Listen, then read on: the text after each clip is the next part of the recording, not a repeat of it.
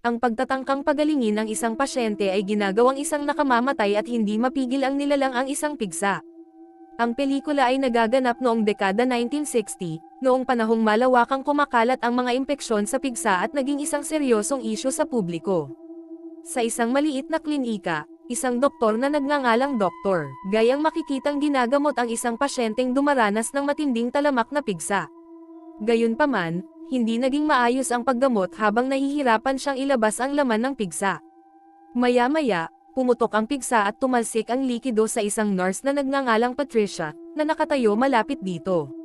Sa sandaling iyon, mahinahong itinuro ni Patricia na maaaring may natitira pa ring latak sa loob. Pagkatapos ng insidente, lumabas si Patricia ng silid at nakilala ang kanyang kaibigang si Tammy, na nagtatrabaho sa reception desk. Doon, ipinahayag niya ang kanyang pagkadismaya tungkol sa patuloy na pagtatrabaho sa klinika, na ipinaliwanag na si Dr. Guy ay lalong nagiging pabaya at hindi na nagpa-practice ng maayos. Di nagtagal, dumating ang isang bagong pasyente na nagngangalang Carol, isang dalaga na tila balisa at naiinip habang naghihintay ng kanyang turno. Habang nakatayo sa pasilyo kasama si Patricia, ipinagtapat ni Carol na kamakailan lamang siyang iniwan ng kanyang kasintahan at nagsimulang maghinala na ang dahilan ay maaaring may kaugnayan sa kanyang pigsa. Sinubukan siyang aliwin ni Patricia at baliwalain ang palagay na iyon, kahit na sa kaibuturan niya ay napagtanto niyang kapansin-pansin ang kalagayan ni Carol. Nang tatawagan na sana ni Patricia si Dr. Guy, napansin niyang abala ito sa isang intern na nagngangalang Preston. Lumalabas na palihim na bumubuo si Dr. Guy ng isang bagong aparatong pang-operasyon na nasa yugto pa lamang ng eksperimento. Nang makita ito, agad na nagalit si Patricia dahil malinaw na hindi dumaan sa wastong klinikal na pagsusuri ang kagamitan. Sa kabila nito, nananatiling matigas ang ulo ni Dr. Guy at iginiit na handa nang gamitin ang kanyang imbensyon. Pagkatapos ay sinubukan niyang hikayatin si Carol na sumailalim sa paggamot gamit ang aparato, na nangangako ng mas mababang gastos, mas kaunting sakit, at mas mabilis na paggaling. Gayunpaman, nanatiling nag-aalangan si Carol at tumangging sumugal, lalo na't palihim na sinenyasan siya ni Patricia na tanggihan ang alok. Dahil sa pagkadismaya na nabigo ang kanyang mga pagsisikap, nawalan ng pasensya si Dr. Guy at nagpatuloy sa paggamot kay Carol ng padalos-dalos at pabaya. Habang isinasagawa ang proseso, muling natalsikan si Patricia ng likidong kumukulo sa pangalawang pagkakataon, na sa pagkakataong ito ay tila sinadya. Gayunpaman, ang resulta ay nagpagaan ng pakiramdam ni Carol nang magsimulang lumiit ang kanyang pigsa. Pagkatapos ng pamamaraan, tila hindi nasiyahan si Dr. Guy dahil ang kanyang imbensyon ay hindi pa rin nagagamit ng maayos sa isang pasyente. Samantala, si Preston, na nakasaksi sa lahat, ay nananatiling tahimik lamang, halatang nanginginig sa paraan ng paghawak ni Dr. Guy sa sitwasyon. Sa kabilang banda, si Patricia, na lalong hindi komportable, ay bumalik kay Tammy at matatag na sinabi na ito na ang huling araw niya sa pagtatrabaho sa klinika. Kasabay nito, nagpasya si Dr. Guy na gamitin si Preston bilang test subject para sa kanyang aparato, lalo na't nagkataong may maliit na pigsa si Preston sa kanyang katawan. Ang nakakabahalang bahagi ay balak pa nga ni Dr. Guy na palakihin ang pigsa para sa kanyang eksperimento. Mas lumala ang sitwasyon nang biglang dumalaw ang klinika mula sa isang pangkat ng sertipikasyon ng teknolohiyang medikal na binubuo ni Tom, John, at Lucy. Ang kanilang pagbisita ay inayos na ni Dr. Guy ng maaga upang maipakita niya ang kanyang imbensyon, umaasang makakakuha ito ng patente. Taglay ang matinding sigla, tinanggap sila ni Dr. Guy at ipinakilala ang makinang tinatawag na The Get Gun. Pagkatapos ay hiniling niya kay Preston na ipaliwanag kung paano gumagana ang aparato gamit ang isang manual, kahit na sa katotohanan, si Preston mismo ang ginagamit bilang paksa ng pagsusuri. Nang ipakita ang maliit na pigsa ni Preston, hindi ito kahanga-hanga ng mga tagasuri dahil ang kondisyon ay tila maliit at madaling gamutin gamit ang mga simpleng pamamaraan.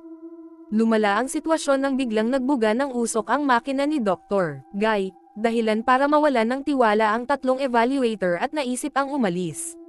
Nang mapagtanto ito, sinubukan silang pigilan ni Dr. Guy sa pamamagitan ng paghingi ng mas mahabang oras para ayusin ang makina, at inalok pa sila ng libreng pagkain para manatili sila at maghintay para sa isa pang demonstrasyon. Sa sitwasyong iyon, pinili ni Patricia na manatili kasama ang tatlong evaluator dahil hindi siya mapakali na iwan silang naghihintay ng mag-isa. Gayunpaman, sa likod ng lahat ng iyon, lingid sa kaalaman ng sinuman, lalong natuon si Dr. Guy sa kanyang obsesyon. Palihim siyang lumikha ng isang pansamantalang solusyon na nilayon upang palakihin ang isang pigsa, na parang pinipilit ang kanyang eksperimento na magmukhang mas kapanipaniwala habang isinasagawa ang demonstrasyon. Di nagtagal, bumalik si Patricia at ang mga evaluator sa klinika, kung saan sandaling nakatagpo nila ang isang matandang lalaking pasyente na nagreklamo tungkol sa hindi patas na pagtrato sa kanya matapos maghintay ng 5 oras nang walang anumang kailanawan. Dahil itinuturing na ni Patricia na ang huling araw niya sa trabaho, pinili niyang huwag masyadong alalahanin ang sitwasyon at dumiretso sa operating room. Pagpasok sa loob, si Preston ay tila hindi pangkaraniwang tahimik, na parang may mali, habang si Dr. Guy naman ay tila lalong nasa sabik. Mabilis na kumalat ang gulat sa lahat nang makita nila ang kalagayan ni Preston, dahil ang katawan nito ay natatakpan na ngayon ng mga kakaibang dilaw na batik. Ang maliit na pigsa na dating itinuturing na maliit ay naging mas malala na ngayon. Walang pag-aalinlangan, agad na sinamantala ni Dr. Guy ang sitwasyon upang ipakita ang kanyang imbensyon, lubos na kumbinsido na kayang gamutin ng aparato ang kondisyon. Gumagana ang makina gamit ang isang mekanismo na katulad ng laser discharge, ngunit sa katotohanan, ang proseso ay malayo sa walang sakit gaya ng ipinangako noon. Malinaw na nahihirapan si Preston, pinagpapawisan at patuloy na sumisigaw, habang ang mga hose na nakakabit sa makina ay nagsimulang gumalaw ng hindi mapigilan. Lalong lumala ang sitwasyon ng tangkain ni Tom na pahintuan ang makina sa pamamagitan ng pagbutas sa tangke ng imbakan, ngunit ang kanyang ginawa ay nauwi sa kamatayan nang malantad siya sa isang mapanganib na likido na kumitil sa kanyang buhay. Kasabay nito, hindi na mailigtas si Preston, dahil ang kanyang katawan ay nawasak ng epekto ng aparato. Bago pa man makabangon ang sinuman mula sa kaguluhan, ang makinang napinsala ng husto ay nagdulot ng isa pang sakuna ng ang asidong likido ay tumalsik sa ulo ni John, na humantong din sa kanyang pagkamatay. Ang hindi na mapigil ang sitwasyon ay lalong naging nakakatakot nang may hindi inaasahang nangyari, dahil ang masa ng nahawa ang tissue mula sa katawan ni Preston ay biglang nagpakita ng mga senyales ng buhay. Sa isang iglap, isang nilalang na parang parasito ang lumitaw at kumapit kay Lucy, na nagdulot ng matinding takot sa lahat. Nang makita ito, walang nagawa sina Dr.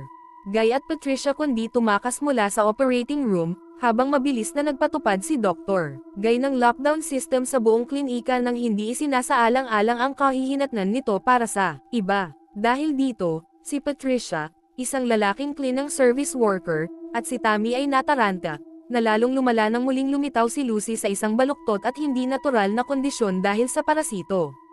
Sa ilalim ng pressure, patuloy na hinihiling ni Lucy kay Dr. Guy na patunayan ang kanyang kadalubhasaan habang nangangako sa kanya ng isang patent, ngunit wala siyang magawa.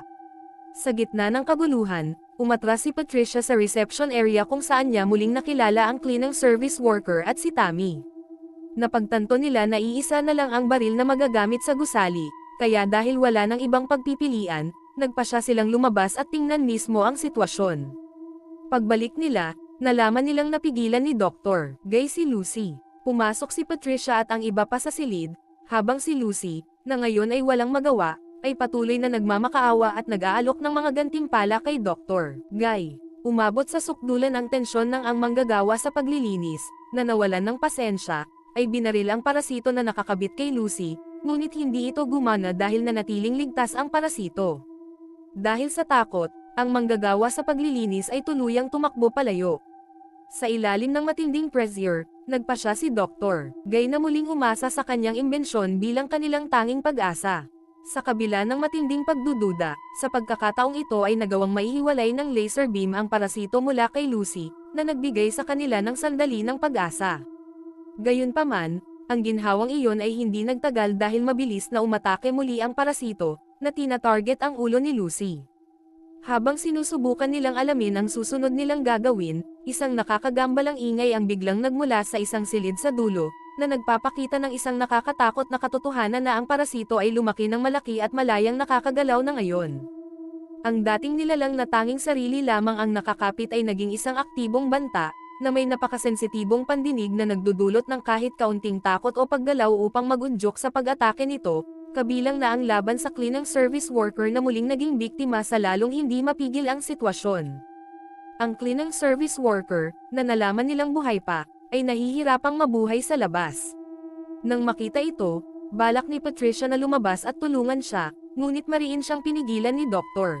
Guy, sa paniniwalang ang aksyon ay masyadong mapanganib.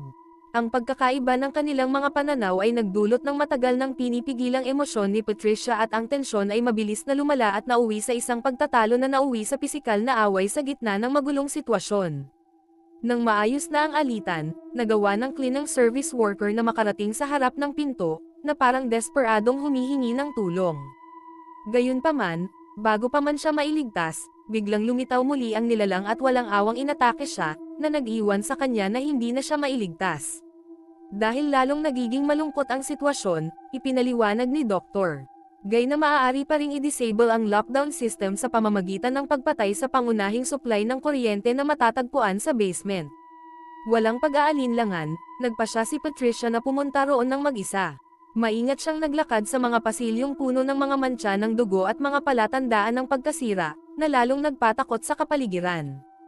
Kalaunan, nakarating siya sa silong, ngunit ang kondisyon doon ay kasing lala pa rin, dahil ang buong lugar ay natatakpan ng mapanganib na likido mula sa mga pigsa kaya't hindi niya ligtas na maabot ang power panel. Samantala, sa isa pang silid, nagulat sina Dr. Guy at Tammy nang biglang lumitaw ang nilalang mula sa kisame. Sa kanyang pagkataranta, sinubukan ni Tammy ang isang kakaibang paraan sa pamamagitan ng pagtrato sa nilalang na parang isang maamong hayop, umaasang magagawa ito. Gayunpaman, ang kanyang pagtatangka ay nauwi sa trahedya, nang agad na bumalot ang nilalang sa kanyang katawan at nag-spray ng isang mapanganib na sangkap, na nag-iwan sa kanya na hindi mabuhay. Di nagtagal, bumalik si Patricia dala ang masamang balita na hindi maaaring patayin ang kuryente dahil kontaminado na ang lugar, ibig sabihin ang kanilang natitirang pag-asa na lang ay ang makina ni Dr. Guy, na dati nang pinagdududahan. Nang makita kung gaano kahalaga ang sitwasyon, gumawa si Dr. Guy ng plano na gamitin ang isa sa kanila bilang pain upang akitin sila sa abot ng kanyang aparato. Gayunpaman, sa di inaasahang paraan, si Patricia ay pinagtaksilan at ikinulong sa loob ng operating room bilang bahagi ng plano. Sinigurado pa ni Dr. Guy na walang makakatakas sa pamamagitan ng pagtatapon ng susi, kahit na ang kanyang makina ay maaaring hindi kayang pigilan ang nilalang. Dahil nakakulong at nag-iisa, walang ibang magagawa si Patricia kundi ang umasa sa kanyang sariling katalinuhan upang mabuhay. Mabilis niyang ginagamit ang anumang bagay na nasa paligid niya, kasama na ang likidong ginagamit sa pagpapalaki ng pigsa at isang pares ng guwantes medikal. Nakaisip siya ng isang simpleng plano sa pamamagitan ng paggamit ng mga guwantes bilang lalagyan, paglalagay ng mga ito malapit sa siwang ng pinto, at pagpuno ng likido.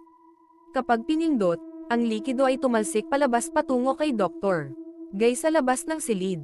Ikinagalit niya ang aksyong ito, ngunit nag-ambala rin siya nito, na nag-iiwan sa kanya na mahina dahil biglang inatake siya ng parasitikong nilalang.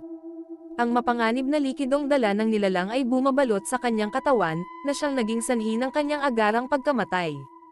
Ngayon bilang tanging nakaligtas, sinimulang maunawaan ni Patricia ang mga galaw ng nilalang, kabilang ang kung paano ito pumapasok sa kisame. Sinubukan niyang gamitin ang laser machine para labanan ito, ngunit hindi ito naging epektibo. Sa isang mahalagang sandali, napagtanto ni Patricia na ang sentro ng nilalang ang kahinaan nito. Taglay ang determinasyon, direktang tinamaan niya ito, na nagtagumpay sa pagpinsala ng malaki sa nilalang, kahit na ang kanyang kamay ay nasugatan din ng mapanganib na likido. Kasabay nito, ang makina ni Dr. Guy ay nagsimulang magpakita ng mga palatandaan ng pagkasira dahil sa labis na paggamit, kung saan lumilitaw ang usok at nagiging hindi matatag ang mga tungkulin nito. Ang nilalang, na ngayon ay mas maliit na, ay muling sumubok na umatake, ngunit sa pagkakataong ito, mas madali na itong nahawakan ni Patricia. Pagkatapos niyang makatakas sa silid, sumabog ang makina, at sa wakas ay nawasak ng pagsabog ang nilalang na matagal nang nananakot sa gusali. Pagkatapos ng lahat, walang tunay na nakakaalam kung ano ang nangyari sa loob maliban kay Patricia. Siya ang naging tanging saksi sa buong pangyayari, at sa huli, pinili niyang umalis, iniwan ang lahat habang papalapit ang katapusan ng kwento.